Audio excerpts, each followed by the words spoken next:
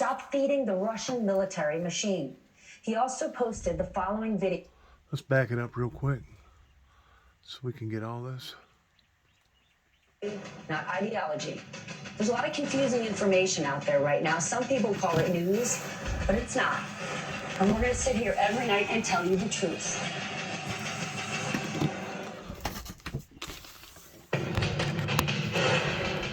As long as the West, let's put it this way, continues buying Russian gas and oil, it is supporting Ukraine with one hand, while supporting Russia war machine with another hand. The last thing before we go tonight, stop bloody energy. Ukraine President Zelensky recently posted this to his Instagram account. Buying Russian oil and gas, you are financing the killings of Ukrainians. Act more decisively. Stop feeding the Russian military machine.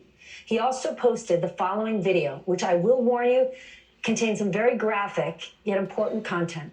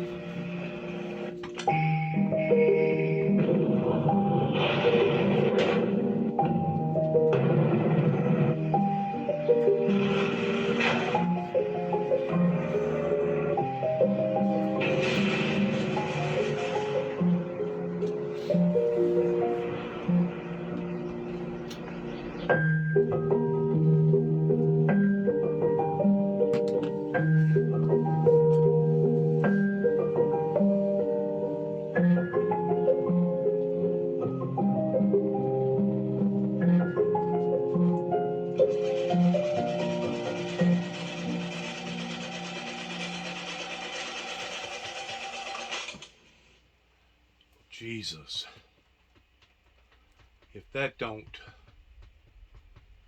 get to the bone pertaining to the message of all the innocent bloodshed right now that is being conducted.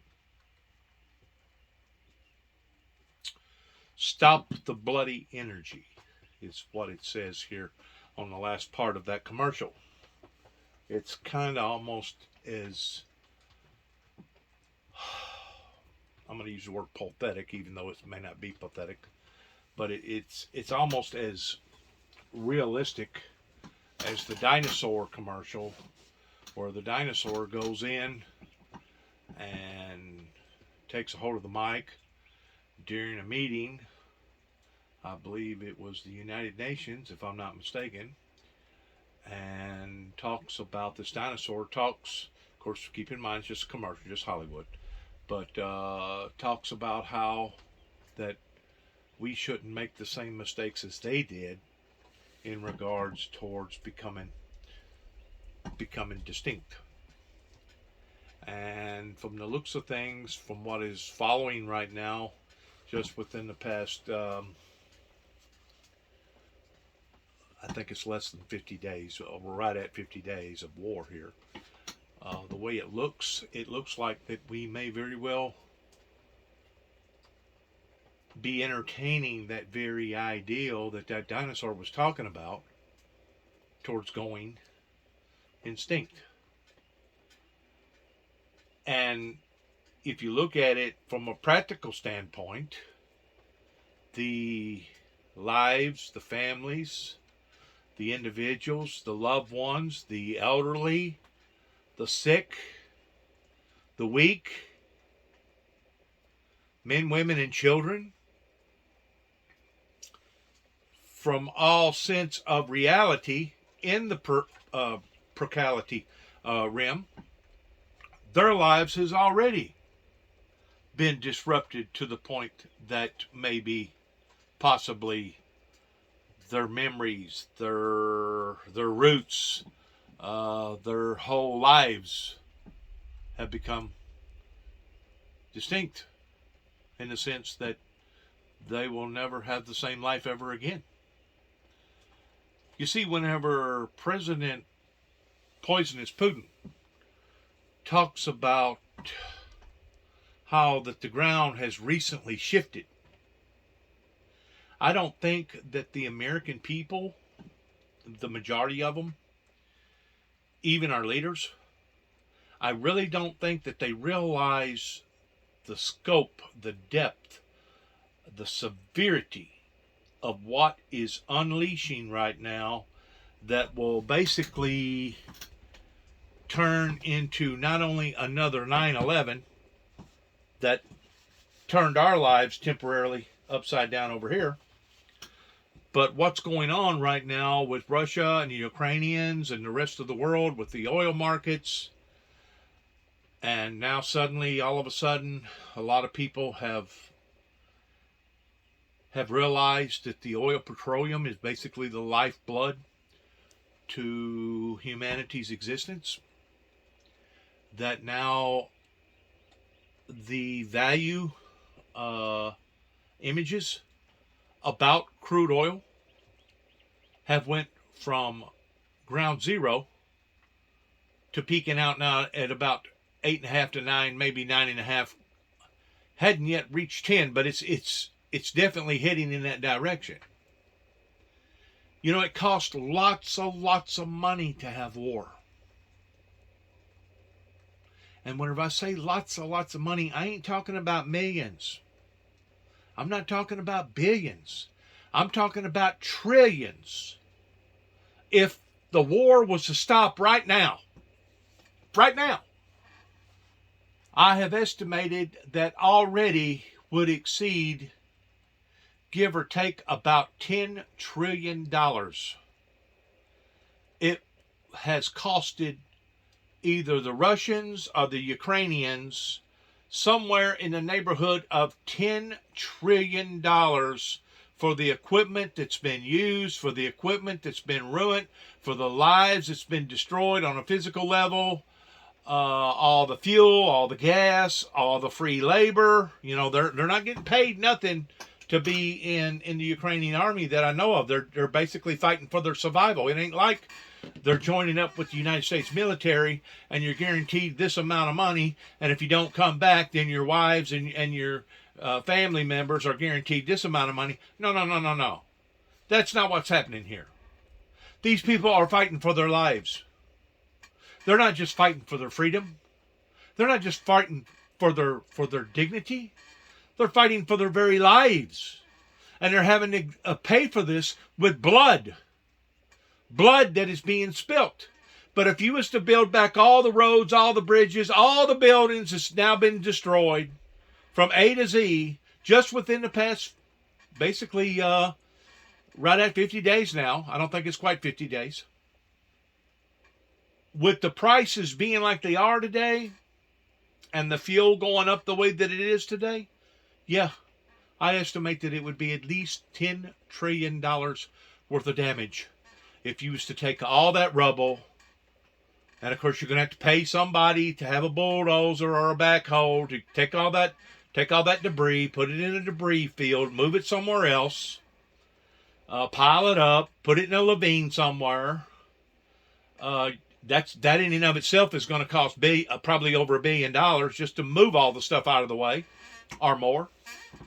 And then whenever you look at the labor, whenever you look at the cost of the materials, whenever you look at how long that this would take to stretch this out to build back Ukraine, exactly like Ukraine was,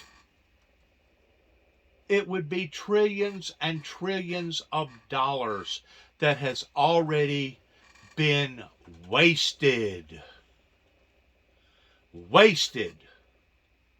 on an radical ideal of,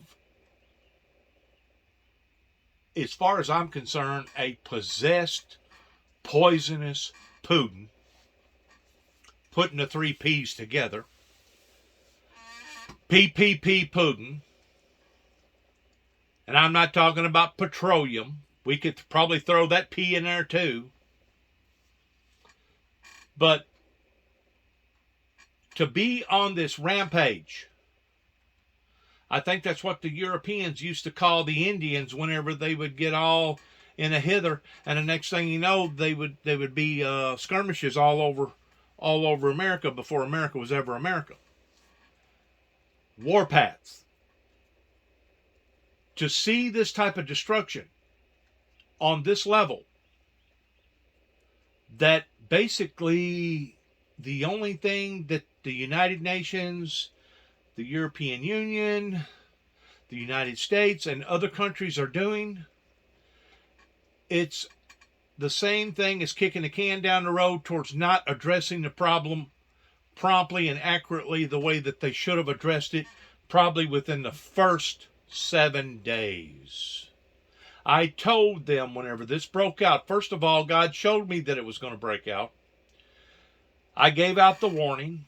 I think the warning was accepted to some degree, but it was a whole lot of controversy there on the front end of rather not even the Ukrainian people, even the very leader, Loginsky or whatever, however you pronounce his name, he himself didn't realize that this was not just a show, but this was the real deal fixing to come down the pike. Within about 48 hours was whenever he finally awakened that, oh my God, this isn't a bluff, is it?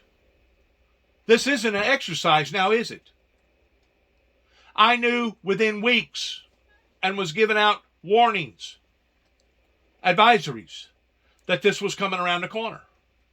And as soon as it broke out, indicating my feelings and my intuitions and the visions that God had showed me about these affairs, I immediately started talking that you don't play with this individual. You go into this 100%. Full throttle was the analogy that I used. The same way as the moonshiners over here in Trimble, they named their moonshining business Full Throttle. Back whenever I was growing up, getting on tractors and etc., that was the way you operated equipment. You either went half throttle or lowered it down to an idle, or you went full throttle, because you needed that type of horsepower to be able to do what you needed to do. Well, whenever I started telling people within day one, you're not dealing with a bunch of goat herders here.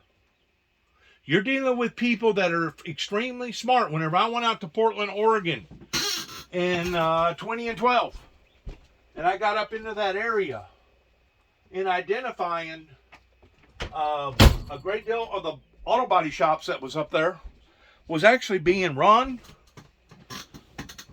or owned by a great deal of Russians. And not only was that industry being tampered with pertaining to the Russians, but also other industries up there that they had basically made a pledge towards abandoning their home native country, and they come to America to start their lives all over again. They're very, very intellectual people. Don't think for a second that their mind only travels to the extent of herding some goats. These people are incredibly smart. And if you look at their history towards what type of conquering that they've done, similar towards the Vikings or even more so, we keep wanting to talk about how that the Saudi Arabia's people working through the Sharia law that basically declared war on the United States since 1993, that they was going to eradicate Israel right here pretty close to Easter, within about a week from Easter or less. And after they got through with over in the Holy Land, that they was going to come after us towards eradicating America. We put a lot of emphasis on that because whenever somebody makes a bold statement like that, we're going to eradicate you. We're going to eliminate you. We're going to desecrate you. Those are very, very powerful words that shouldn't be taken lightly by any group pertaining to our adversary. Okay? It was these people, going back before Brezhnev and Gorbachev, I think it was after Stalin, one of their leaders said that we will take America over and never fire a shot. I have made mention of this in my work several different times, basically throughout the past two and a half years, that I've been emphasizing so much on putting out so much YouTube on my platform, social media platforms. I have been emphasizing on this quite frequently, as well as the fact that my brother and I, before he died, seen some activities in 2015 that, to be quite frank with you, the deal that happened in 2014 over there was very, very lightly recorded from our American media. I mean, I didn't catch it if it was. I mean, there was certain periods and times that they had various interviews pertaining to what was going on, but it was kind of like out of sight, out of mind thing pertaining to the American people. I had no idea in 2015 when my brother and I first discovered that they was looking for a new trading route up in the North Pole, of basically what that they was itching towards or for. But my brother and I knew that if they was looking for a new trading route, the first thing that we started asking ourselves, okay, what's wrong with their original trading route? What's going to happen to their original trading route pertaining to the Black Sea and where they get all their other major commodities either from or ship out?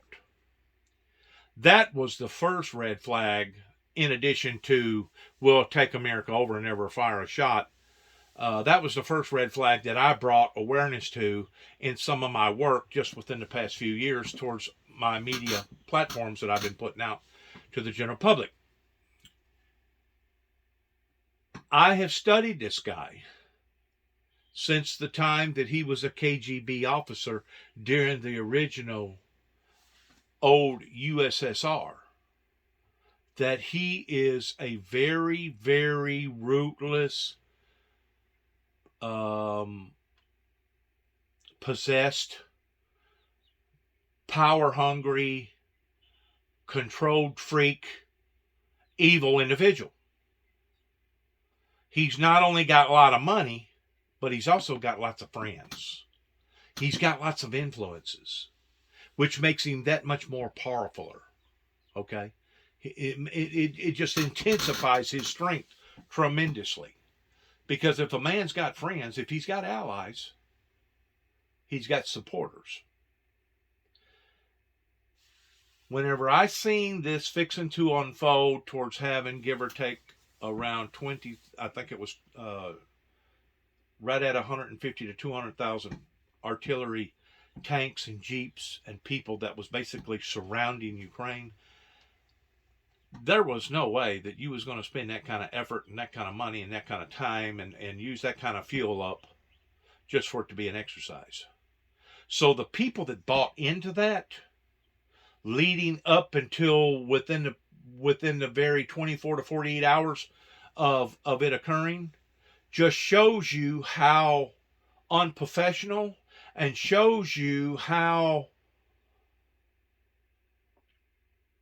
dim-witted that people are in regards towards understanding the dangers that was coming over the horizon towards being the proper watchman on the wall.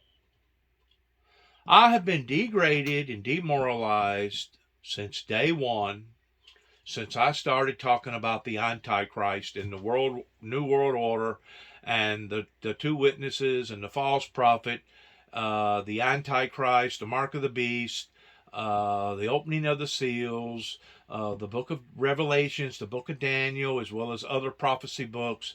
I have been demonized and basically demoralized because of the gifts and the privileges that God had given me as a young child in taking note to all all these different unfolding occurrences that was already predicted way before I was ever born.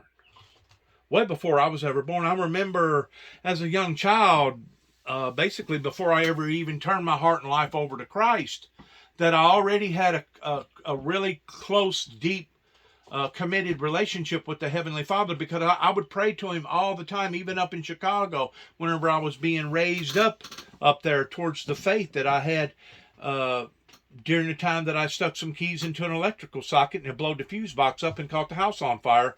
That fortunately my mother was downstairs and she put the curtains out, put the fire out. I have always had a close bonding relationship with the Heavenly Father before I publicly acknowledged that before an audience in 1973.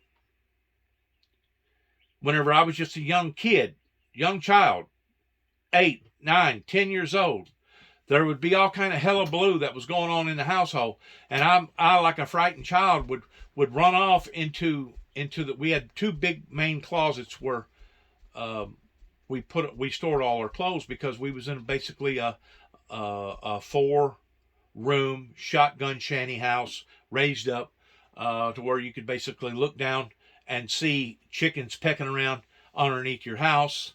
We used a wood stove. There was many times that I woke up in the morning and there would be snow on the foot of my blanket.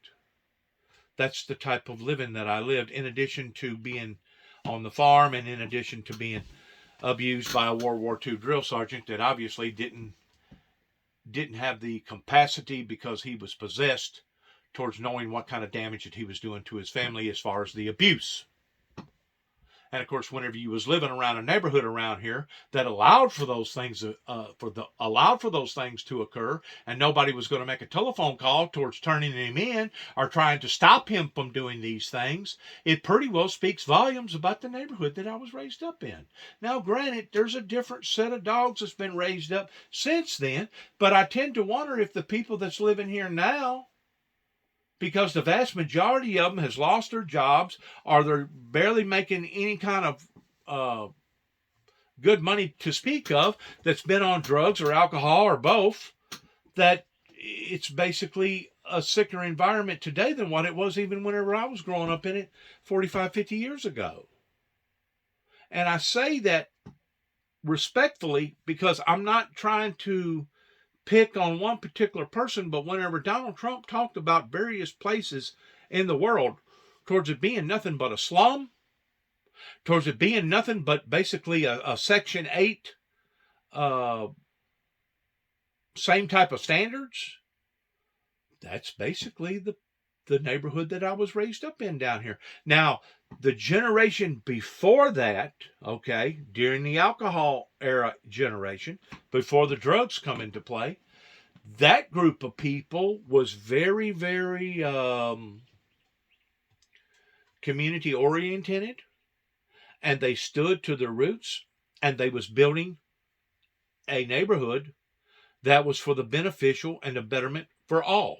It wasn't just one particular person, because I had a grandfather at the time that sold merchandise down the road here that actually worked for the state of Tennessee towards being a duty-ator or whatever, being a judge. And I know for a fact that during that time, there was lots of dreams that was being fulfilled towards building a better place for tomorrow.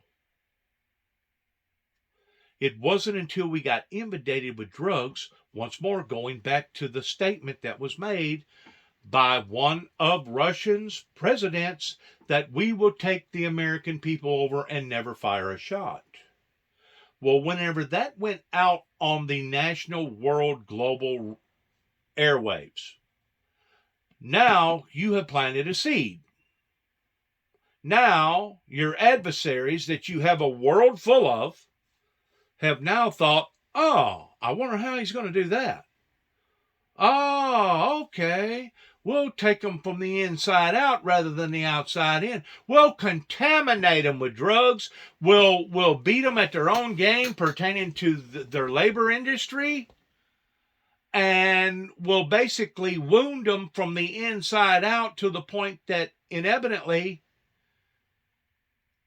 they'll have to submit to either Allah or the Russians.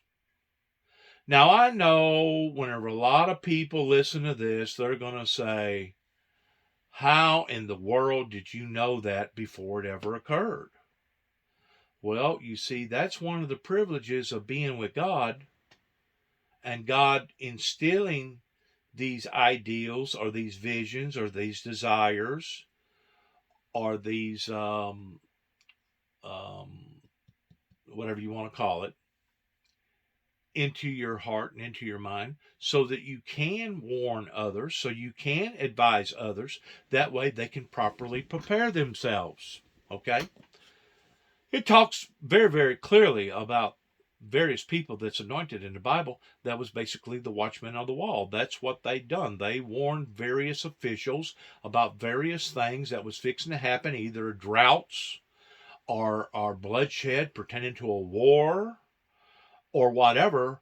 God has always enacted a messenger to come forth to advise the people of things that they should be concerned with. This is the point that I'm trying to make. For the past 30 some odd years, almost 35 years, since I've stood out into the eyes of the general public since 1988,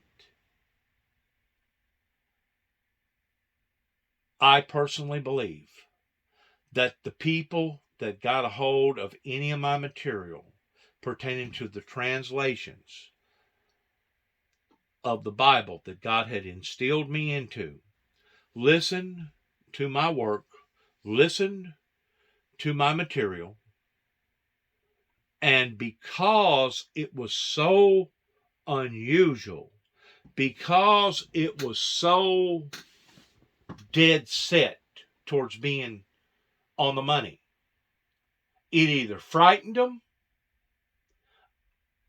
as far as intimidating them, or it was much easier for them to cast my name out into society and say, well, this guy here, he's of the devil. This guy here, he's of Satan. He's the Antichrist.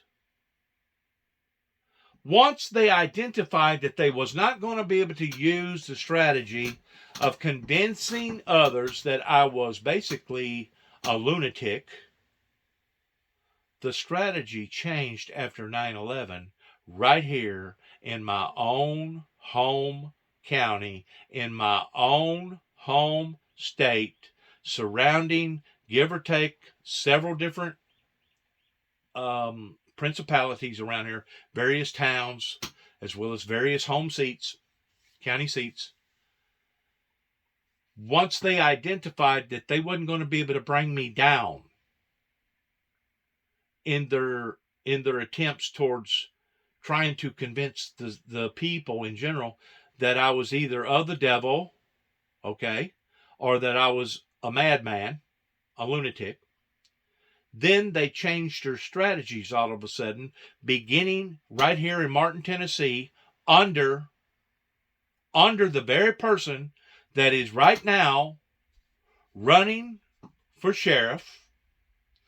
I'm talking about David Moore. That this very person made remarks to my cousin that is a federal officer that works in Obion County, Mr. Jackson, that explained to me that if Mr. Moore becomes sheriff, that if I think that Mike Wilson and his department gave me a hard time, that if Mr. Moore, David Moore, becomes sheriff, that he's going to make it even that much more harder on my life than what Mike Wilson did. The whole time, I have been trying to help a group of people that has been trying to cast a shadow on me towards me trying to hurt them rather than help them.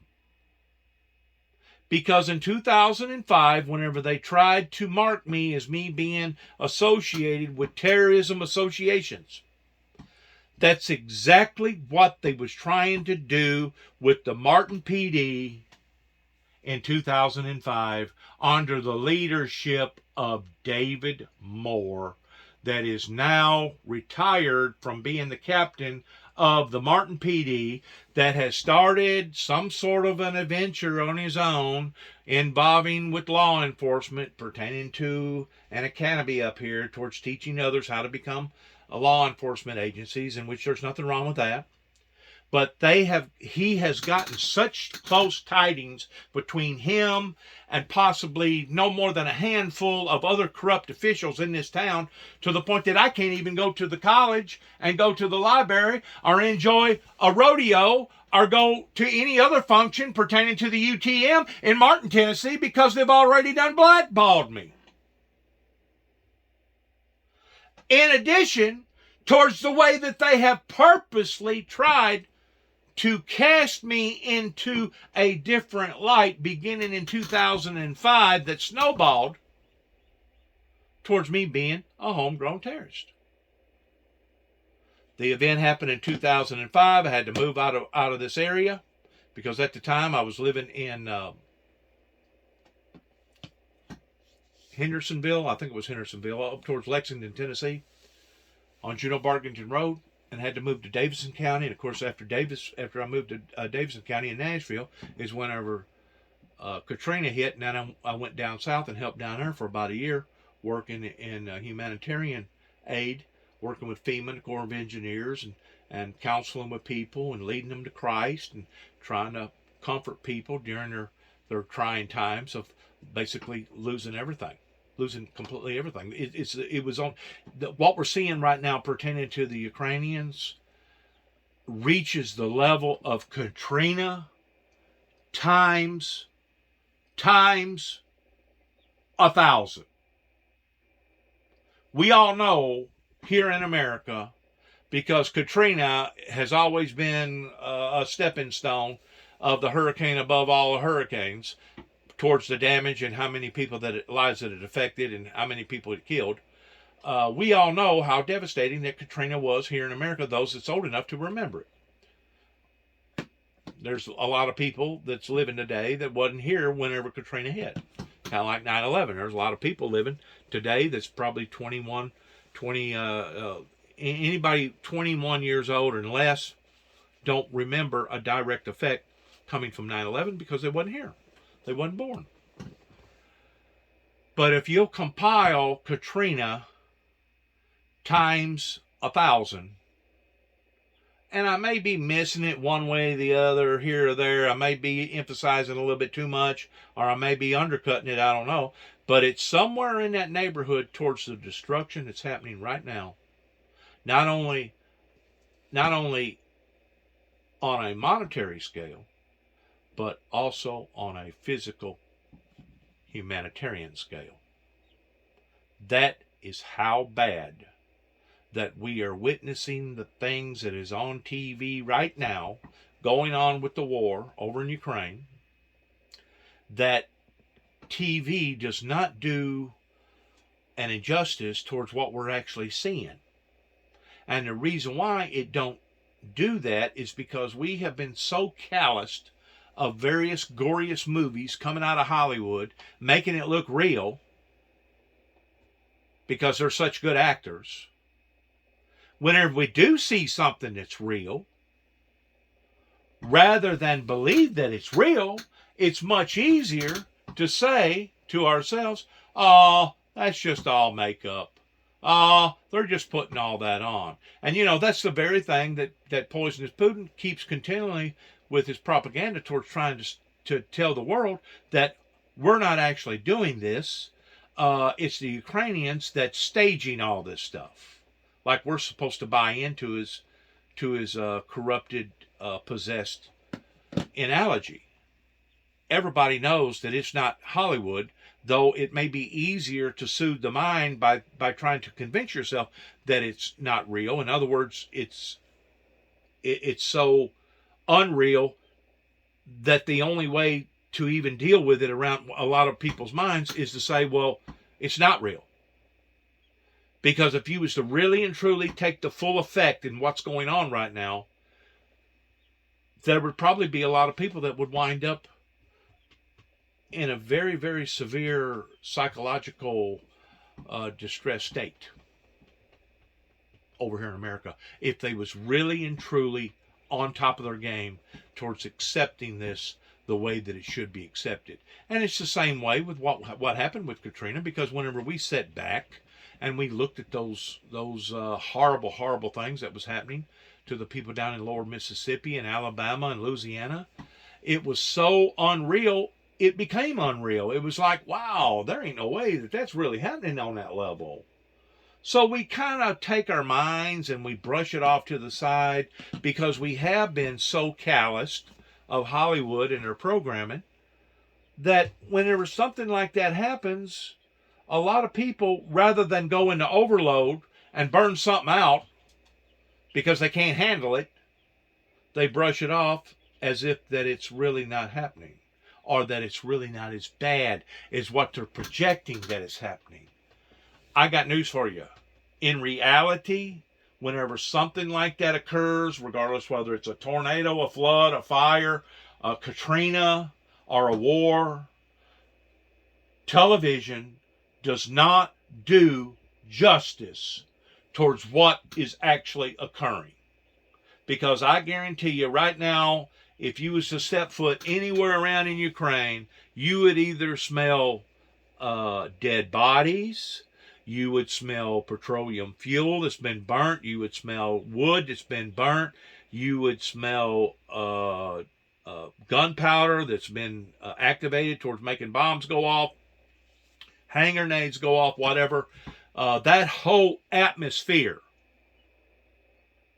would be so surreal in comparison to the TV that you're watching right now. Now, if we had a TV, kind of like whenever I went down to Disney World one time, and you actually watched a movie and your seats moved forward and backward, and a mist of fragrance would come out and hit you in the face like maybe steam or maybe fog or something, and the sound, the acoustics was so unreal in this particular deal that I was at in Disney World. If our TVs could give the sound, the smell, and the shaking of the seat and the whole 9 yards, then and only then you may start getting close to the reality towards what's actually occurring. Because whenever I looked at the pictures that I looked at during Katrina, after Katrina hit, I said to myself, wow, that's bad, isn't it?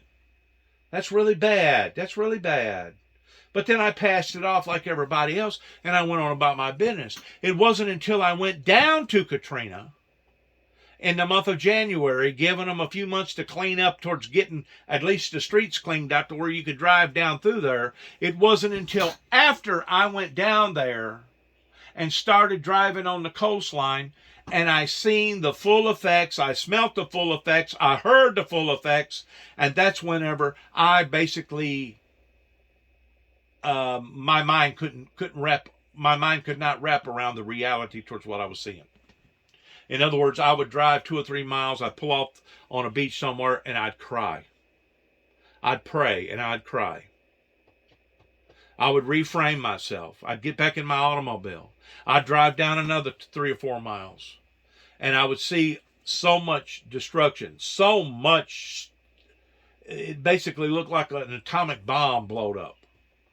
And I'd have to pull over and do the same thing. I'd have to relieve myself with my emotions towards basically sobbing and weeping, understanding that this was one of the most horriblest things that I had ever witnessed in my entire life. The point that I'm trying to make is this. It did not have that effect on me while I was living in Davidson County, looking at the horror on TV. TV, whenever something like this occurs, TV has a tool of playing with the mind towards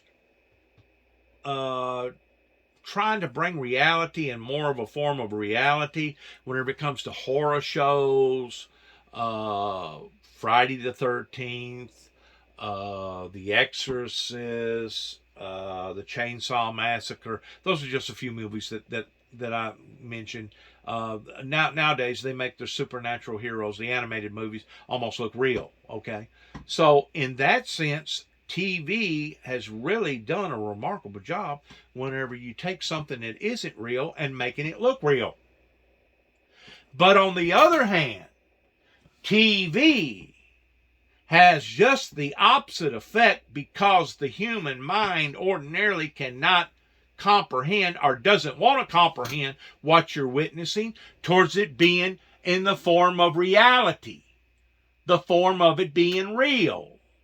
So whenever people does see stuff like this on TV, and it doesn't matter if it's TV or we're looking at pictures of what went on during the Holocaust, of all the buildings and destruction, and looking at the Jews towards going into concentration camps and being poisoned, whenever we look at these things and we wasn't there, smelling the smell, feeling the vibes, getting the full effects towards the reality of what was actually occurring, we really cannot wrap our minds around the sense of what is actually occurring during the time that it's occurring, because it's coming to us in a fake, phony type way that isn't what you would call one-on-one as far as reality.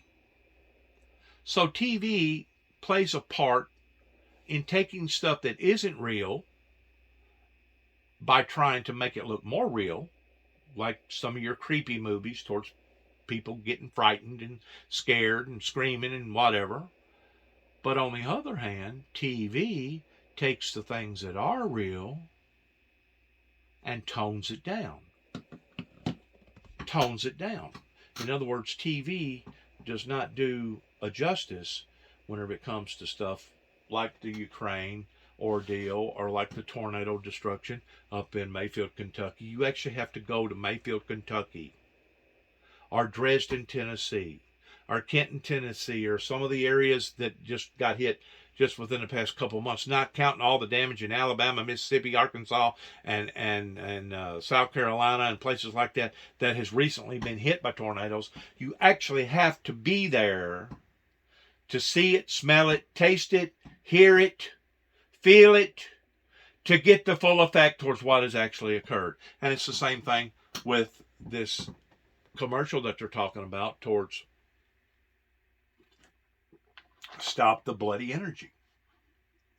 Because basically every time that we pay in a dime or a dollar or whatever to support this maniac in his desires towards doing what he's doing, he's just giving him that much more power and that much more strength for him to continue to bring that much more havoc and that much more horror into innocent people's lives. Those people hadn't done a thing in the world to President Putin. The only thing them people are guilty of is the fact that they wanted to break away from a communist-controlled tyrant and all the oligarchs, and they wanted to start their lives over, and they wanted to have the sense of freedom and independence the same as what the Western world has been accustomed to now for, I guess, 150 years or so.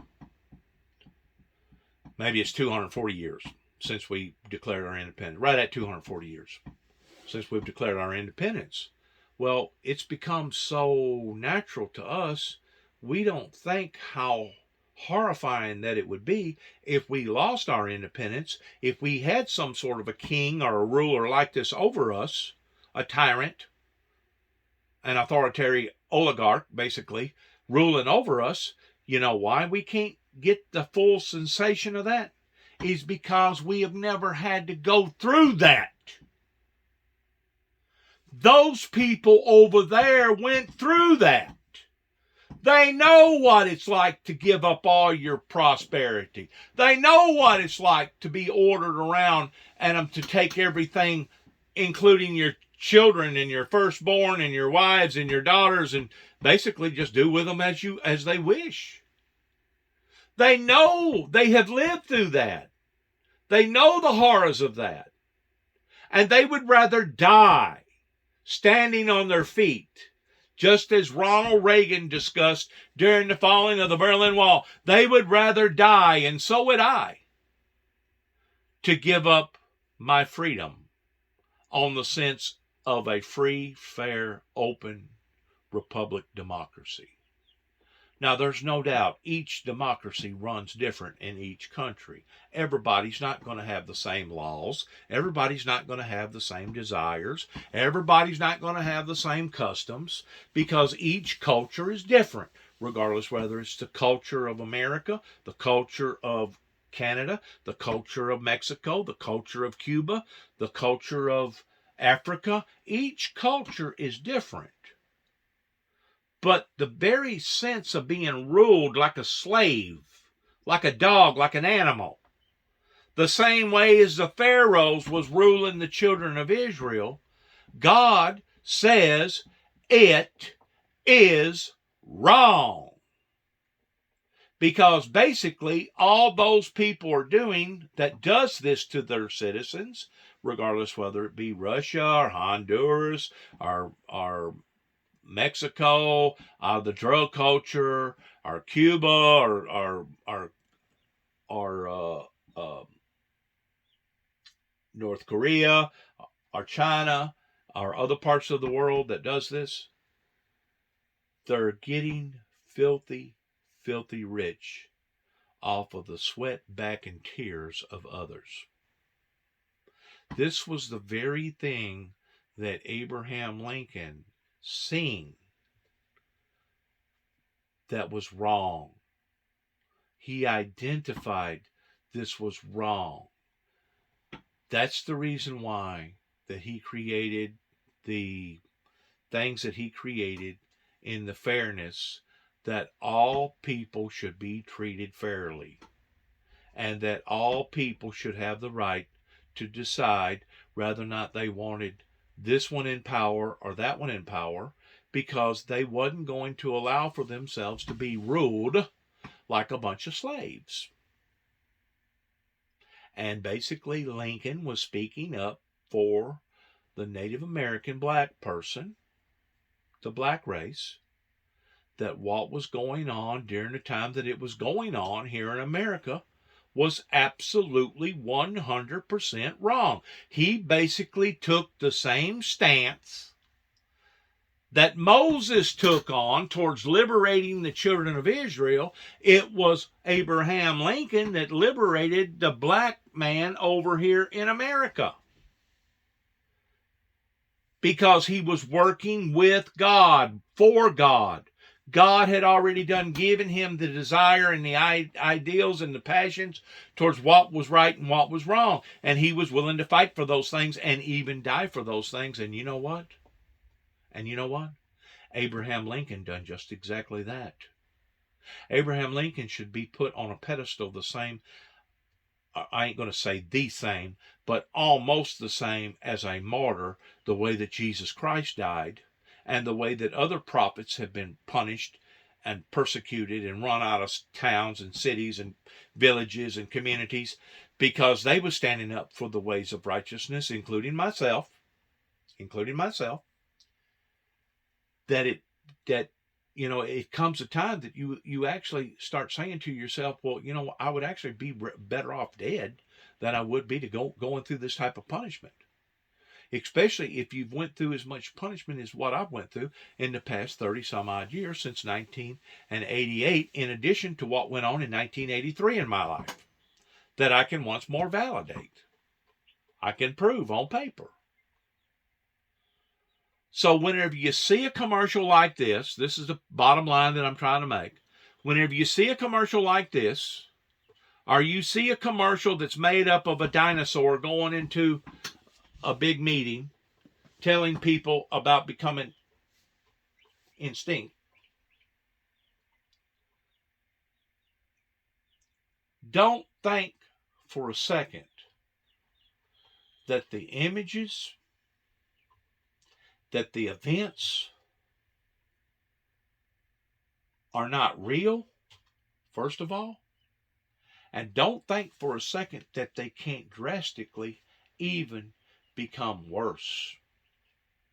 Because what Putin is doing, he has already done put a nail in his own coffin from a political stance that he will never, even if he was to walk away right now and not have to suffer any type of major consequences towards being imprisoned because of what he has done for life. But he will never be allowed to leave his throne and go to another country with open arms towards him being greeted and appreciated.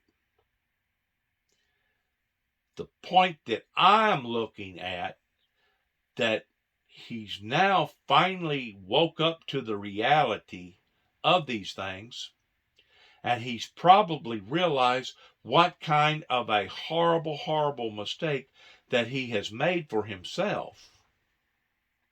But the bad thing about making this type of mistake for yourself, now he's made a mistake for his own country. The very people that he wanted to rule like a bunch of cattle. He's now basically putting a stake into their lives, not just the Ukrainian lives, but the whole region, the whole territory over there. Unless there's an uprising that reaches the level of a civil war over in Russia towards them taking over the Kremlin, and a coup created in taking this individual out, either by force pertaining to arrest or taking him out towards assassination, unless the world sees this,